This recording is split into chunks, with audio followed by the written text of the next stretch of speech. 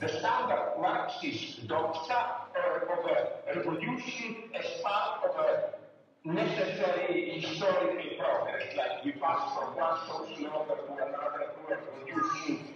For Lenin, it was clear there was no higher historical law of revolution. If anything, historical progress was towards capitalism. And Lenin was very clear already from 1890s that there is only from time to time a totally contingent opening of chance for a revolution. So it's a very pragmatic, ruthless thinking. That's the first thing I like. And let's be frank, there never was an actual working class majority. All revolutions, Russian, Chinese, Cuban, and so on, were, as it were, parasitic upon another national crisis. War or whatever, crisis, fight for national liberation, and so on. And communists were very aware that they can just use a very specific situation. And for Lenin, the motto was not bring working class to power. The motto was peace and land. So I think that the situation today is in this sense similar to the time of Lenin. Even more, as it was clear to Lenin after the revolution, we don't have, and Lenin also didn't have, a clear model of how the post-revolutionary society should look.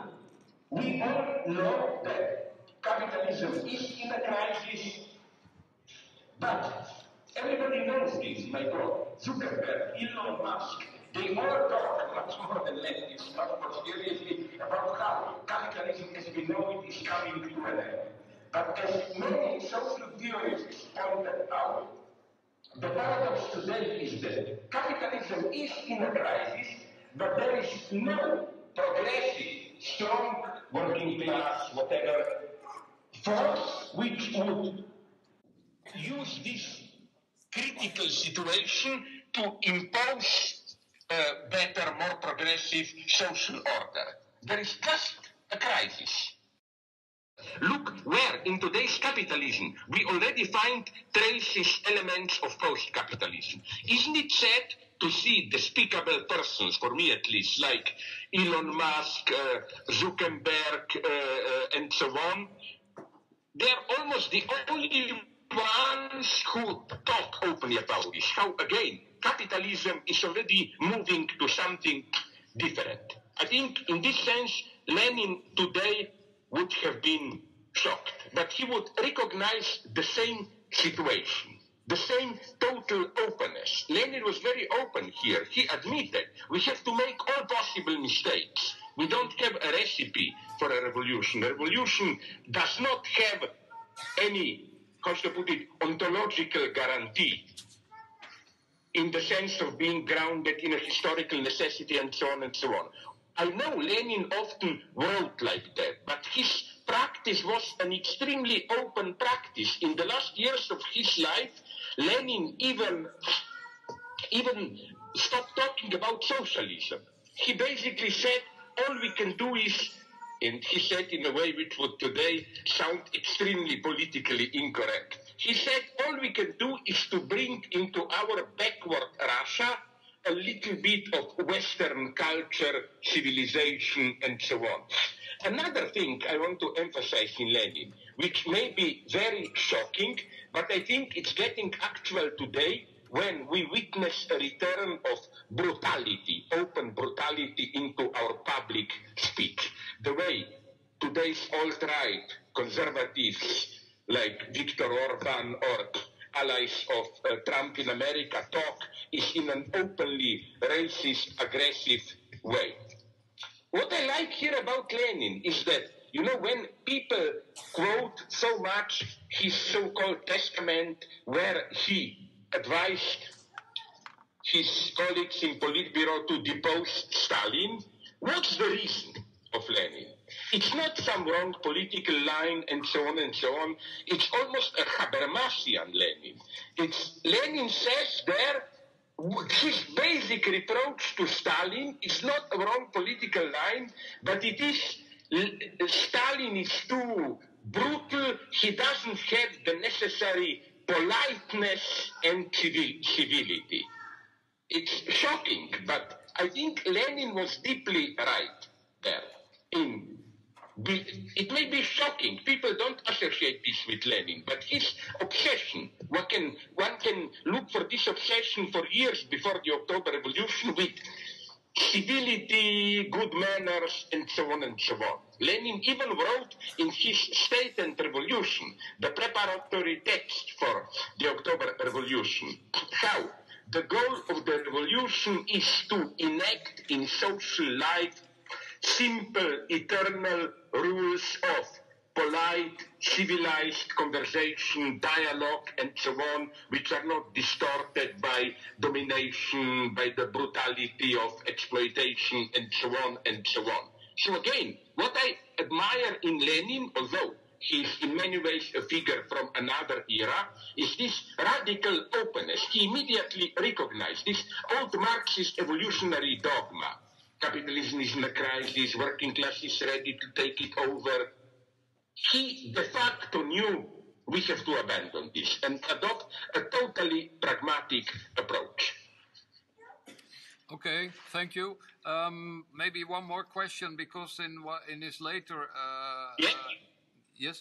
in his later works, he writes a lot about financial capitalism. And if we look at the world today, I would say that one of the biggest problems is the growth of this financial capitalism. Was Lenin right?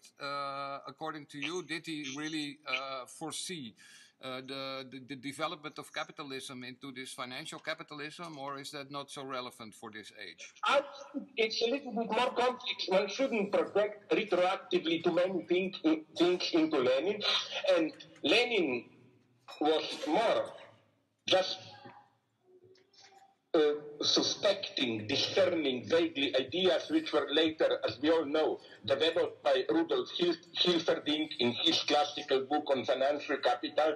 But I think that in the 30s, 40s, 50s, financial capital withdrew. And it's only today, in the last 20 years maybe, with new speculative forms of capital, speculation with futures, and so on, that we have this new role of financial capital.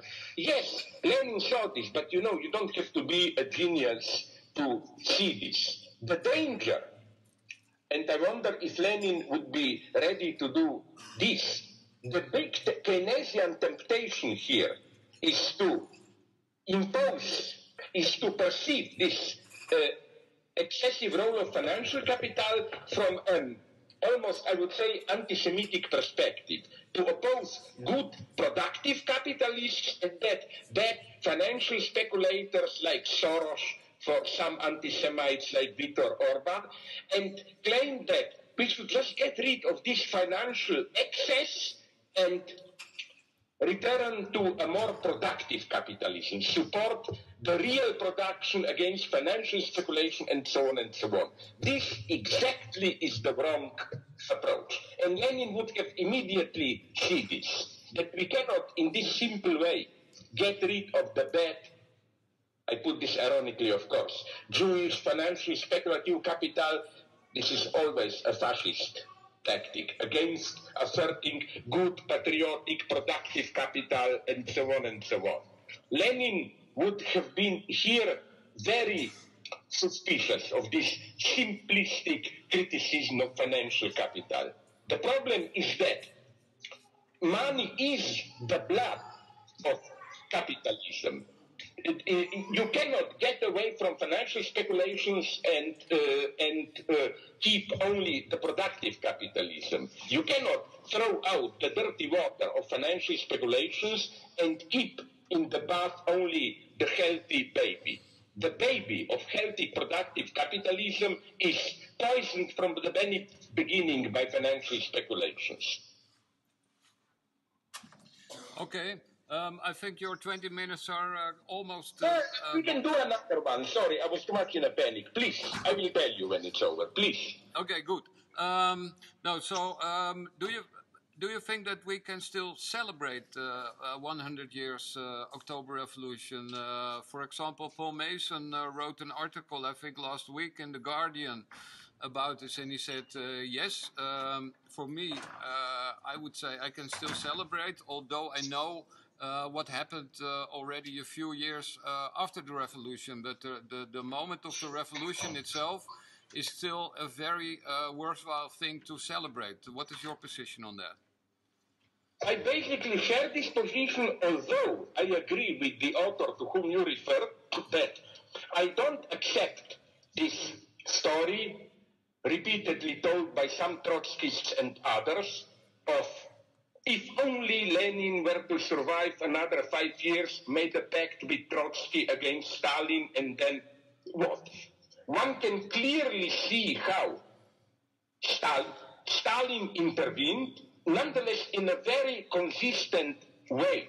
He brought a formula which was a destructive, terrifying formula, but a formula which nonetheless resolved the terrible situation of the Soviet Union in early and mid-20s.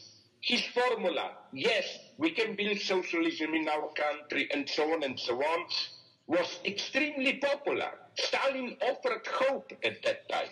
In this sense, Stalin is not simply a falsification of Lenin or whatever. Unfortunately, one has to admit this, that Stalin emerged as a solution to some of the deadlocks already of the first, let's call it more Leninist phase of the revolution. Incidentally, the very term Leninism, we should never forget, is a Stalinist term. Stalin established retroactively in his article and then book, Questions, Problems of Leninism, this term of Leninism as a new stage in the development of Marxism, and so on and so on. So yes, we should celebrate Lenin and October Revolution. It was something incredible. It was for the first time that rebellion, working class rebellion of the poor against capital, against domination, was not just as in Paris Commune and at other times a brief period. What I admire in Lenin is his will to establish a new order. Not just what we all like, this carnivalesque moment, wonderful revolution, people are on the street, and so on and so on. Lenin's problem was the day after. Okay, now we won in 1920 when Bolsheviks won the Civil War. How to establish a new everyday life, a new rules for everyday life, for production, and so on and so on. This was, I think, the greatest hope, but at the same time, the greatest disaster, catastrophe. And I think that since today we are facing, we humanity, problems which are even worse, more terrifying than those of Lenin's time. Just think about ecological crisis. If we take it seriously, according to some predictions, my God, we will have in a decade or two hundreds of millions of ecological refugees, climate change refugees, and so on. We will have to do something collectively, or Hollywood will be right and we will live in a society like that depicted in Hollywood blockbusters like Hunger Games and so on and so on. So the only thing we can do is persist on the path of Lenin. I like always to quote, apropos Lenin, that well-known, wonderful phrase by Samuel Beckett: try again, fail better. That's the lesson. Why? Because we communists are often accused of being utopians. But I think it's getting more and more clear that the true utopia today is precisely the idea that somehow we can manage it with no big change if we just take a little bit care of refugees, a little bit lower emissions of poisonous gases, and so on. We will somehow survive with our still relatively functioning welfare state capitalism. I don't think this will work. The true utopia is precisely that things can go on more or less the way they are now. This is the true utopia. That would be a true Leninist insight for us today. Well, Slavo, thank you very much for this intervention. We are very happy to have your views on the October Revolution and Lenin. We will now proceed with the rest of the evening program here in Amsterdam. See you soon. I hope again here sometime. I would like to be. I like your city so much. It's the city of Spinoza. Although I must say, I think Spinoza is too celebrated today. Do you know that I'm tempted to write a book justifying that Jewish court which threw Spinoza forever out of the community and so on and so on. But what I think is that what I admire in your Dutch tradition, especially Amsterdam, is I remain also in this sense Leninist.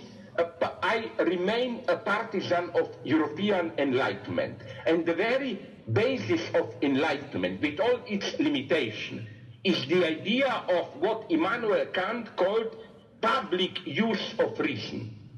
Public space, which is not controlled by any higher purpose embodied in state, nation, religion, this pure universal use of reason. This is what we need more than ever today. And again, I'm not idealizing your past, but we should never forget that historically, Amsterdam is the first incarnation, Amsterdam in the 17th century and later, of this public use of reason, which today, in the era of new anti-immigrant racism, pseudo-patriotism and so on, is threatened more than ever. People like Viktor Orban, like our anti-immigrant parties, your own Geert Wilders and so on, they are a threat to public use of reason.